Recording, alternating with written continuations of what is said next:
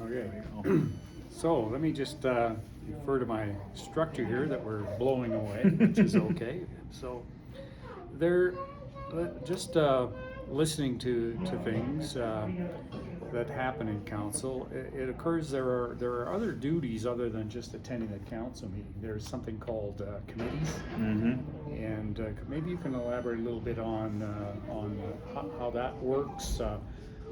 How you get assigned committees, what your roles, jobs, and things are in that. Yeah, so the technical way that committees work is council is able to delegate some of their decision making to committees of council in order to make decisions. The way that you get assigned to committees is generally there's an organizational meeting once a year. That's where we tend to make our decisions on council representatives on committees. But if positions open up or people want to change, you can make those decisions throughout the year by motion as well. So generally it happens once a year in October at that organizational meeting. The committee meetings, it depends on the committees that you're on, right? Many of them are more advisory type committees. So as an example, I sit on the Parks and Pathways Committee, which serves in an advisory role to council to put forward suggestions for thoughts around pathways and parks and those types of Right, and things. these committees also have citizens appointed.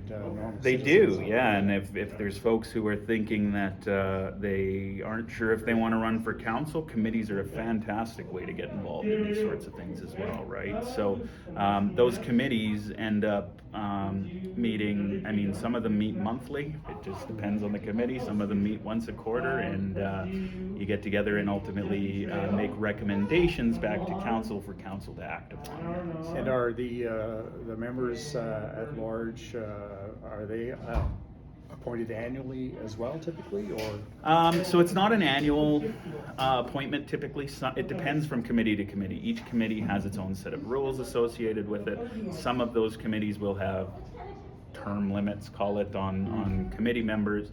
Some of them have longer serving members.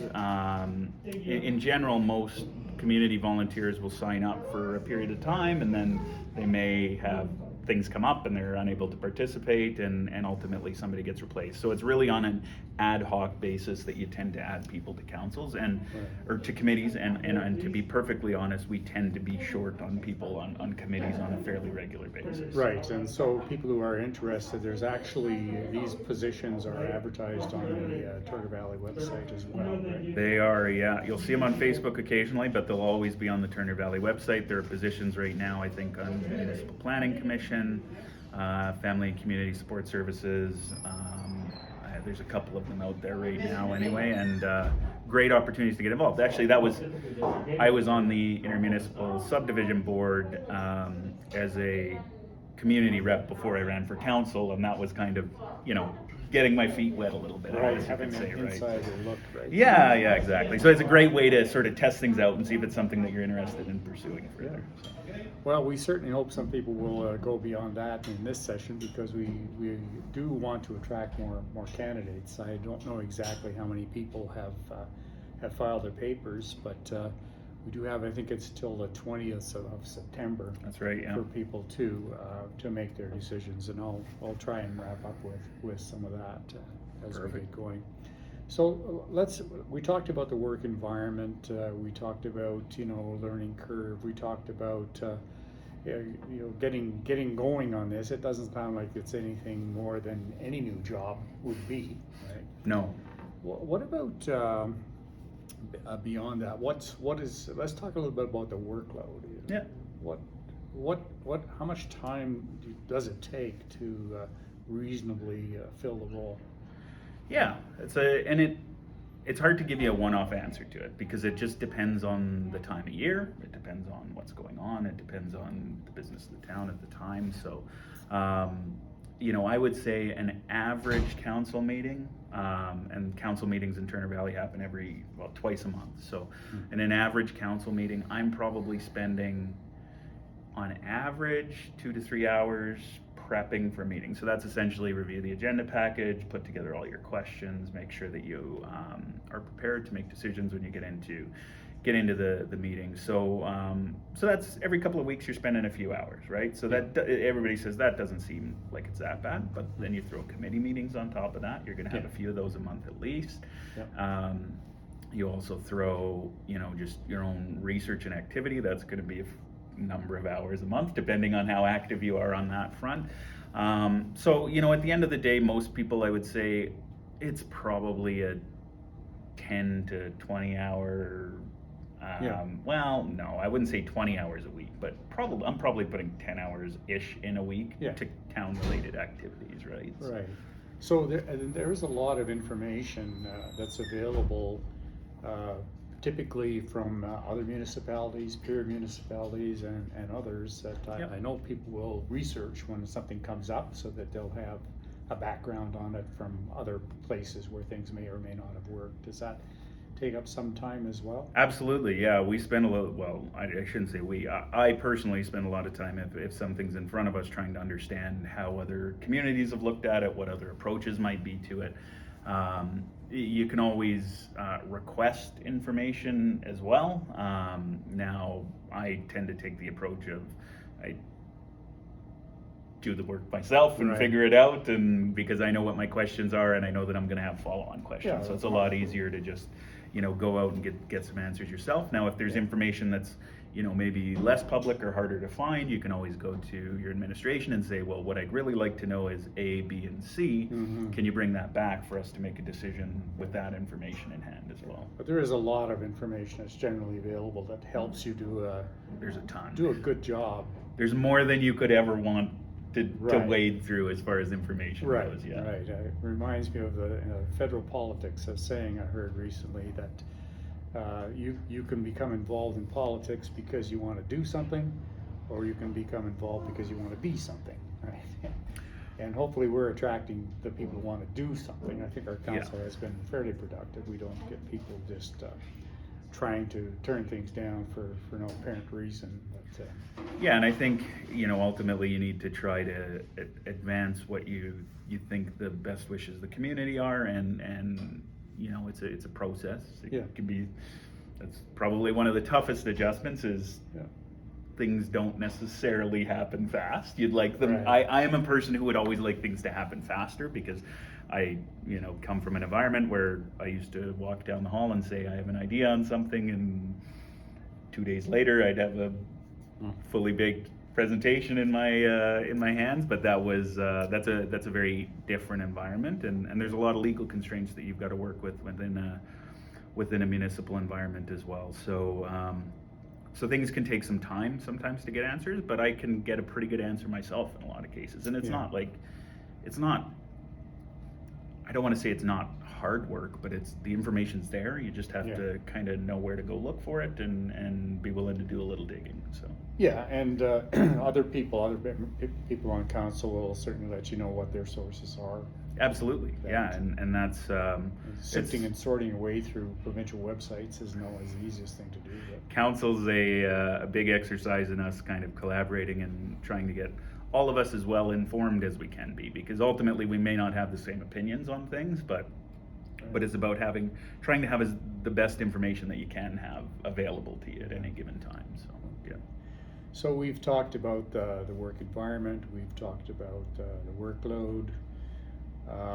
Why don't we move on to what do you get paid for doing all this work?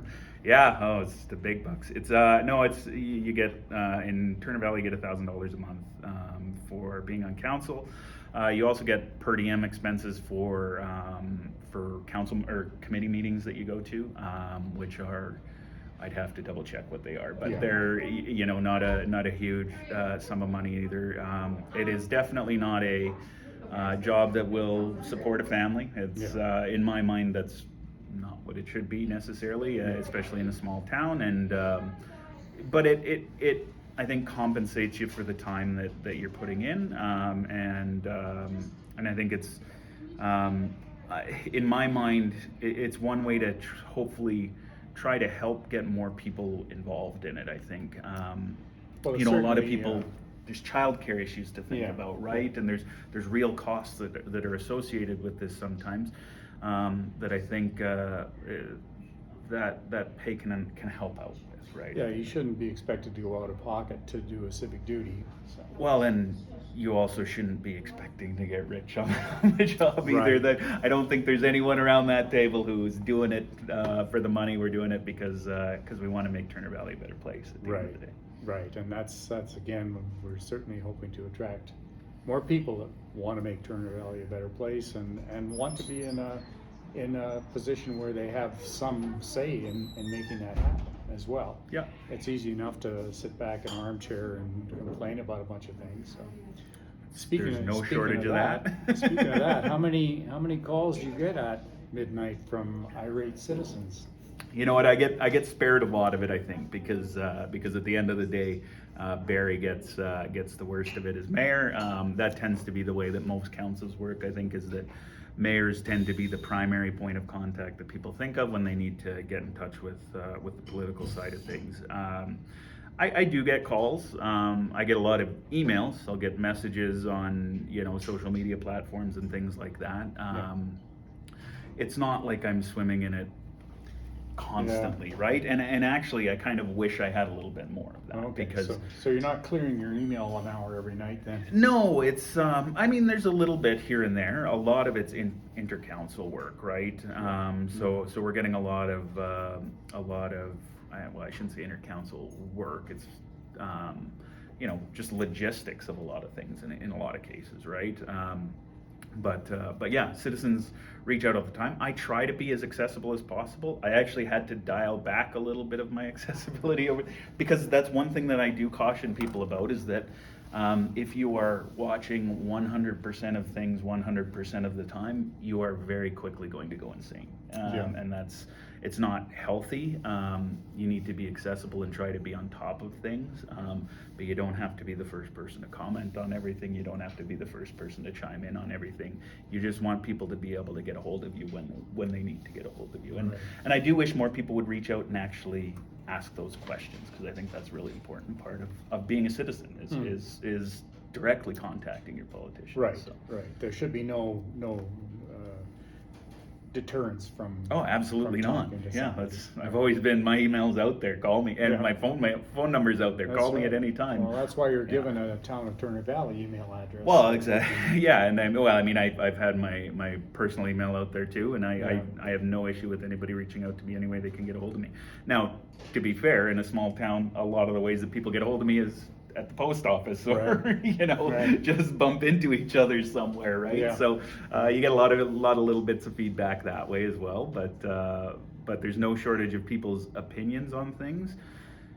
At times, I wish people would bring them forward more formally or more forcefully, and that makes our job easier sometimes. But we try to be as proactive with getting that feedback as we can. Right, as well. and there are mechanisms such as a citizen can have something put on the agenda. Yep. Simply by filling in a form and emailing it if they want something brought up. Absolutely. So that works well. Yeah, that works well, and honestly, just conversations are great too, right? Huge amounts of feedback that I get are just from day-to-day conversations with people. I'll ask them, amalgamation, right? What do you guys think? Right. It's coming, looks like it's coming down the pipe. What are your thoughts on it? And people will often just give you their feedback as well. Yeah. So, yeah. So back, you mentioned the mayor, and the mayor is a different role in council. You're not, you don't have mayoral experience, but you've seen how that happens. So other than the mayor taking the brunt of the calls from the citizens, what's the difference between a mayor and a councillor? So ultimately, the mayor within our council is responsible for, they're the primary point of contact. They're the person who's going to go to the ribbon cuttings and all of those sorts of things, right? Mm-hmm. The mayor is also responsible for chairing meetings, which means that the mayor has the responsibility for the ultimate approval or rejection of agendas and what's going to be in front of council. So there is a role for the mayor in that. The mayor works in collaboration with the CAO to bring forward a agenda for meetings and to decide on the business, and ultimately the mayor also runs the meeting, and that is a very important role. It's a role that some people take a very strict approach to. I would argue our mayor takes a fairly relaxed approach to allow conversation to happen, but there are times where things get contentious, and as mayor, it's your job to keep things on track at the end of the day. So that's the key differences, I would say. Yeah, however, that said, the mayor gets a single vote like every other councillor. Oh, So just from a like every other vote-wise, councillor, he's Yeah. equal. And ultimately, most chairs take the perspective of not necessarily putting forward business in a meeting, and more so presiding over the discussion of the meeting amongst other councillors. But at the end of the day, they have a vote. They can bring forward notice of motions just like every other councillor can. We are a weak mayor system, I would say, and that's honestly, that's my preference. We're all councillors up there doing the same job. So. Yeah, I think that's a formal expression. It's not that we only hire wimps to be mayors. No, yeah, I don't know. I could probably take Barry, but I've heard the expression before. Weak mayors. People can look that up if they want to see. Yeah, it's I throw that term out there. It is kind of a technical term, but there are places that have a stronger mayor system where the mayor drives more of the business, makes a lot of the decisions, my preference is I don't want to just be sitting there. I want to be part of the process. So, we may have had that early on in the term. We had a resignation of a mayor during the term. The impression I got from attending and watching some of the council meetings is that it tended to be a lot more collaborative with Barry Crane in the position. So. And look, I'm not saying one approach is right or one approach is wrong. I think at the end of the day, each council has to find their own way that works the best, and that is part of the role, is to find your way to run things. But our council has some very opinionated people with divergent opinions on a lot of items, but ultimately we can have it out in a council meeting and disagree and respect each other's decision at the end of the day. And that's what it comes down to for me is a council decision is a council decision, whether I personally agree with it or don't. That's the decision. So. Right. So one thing I didn't cover on the scope of the job activities, but is there any significant travel involved in this? The only travel I've done for the town is I went to the what's it called, AUMA conference one year, and that was the only travel expense I've ever had for the town.